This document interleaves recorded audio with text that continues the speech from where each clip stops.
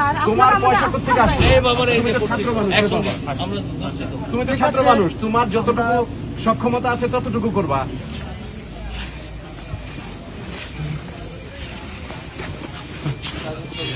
একটা পরিবেশ তৈরি করে দিলাম, সেটা ভালো লাগলো। প্রজেকশন মিটিং করতে বলা হয়েছে। প্রজেকশন মিটিং এই যে চেয়ার নিয়ে আসছো বাইরে থেকে, এটা অন্যায়। সেগুলো কেন করবে স্যার? তোমার আপনারা পয়সা আমাদের কোথেকে আসে? এই বাবারে এই তুমি যে তো ছাত্র মানুষ, আমরা তুমি তো ছাত্র মানুষ, তোমার যতটুকু সক্ষমতা আছে ততটুকু করবা। চকলেট খাওয়াবা, একটা চা খাওয়াইতে পারবা, কিন্তু এই যে এরকম এতগুলি চেয়ারে টাকা কোথেকে আসছে আমরা তোমাকে যদি জিজ্ঞেস করি, এখন আর থেকেই এতে তুমি বিপদে পড়বা।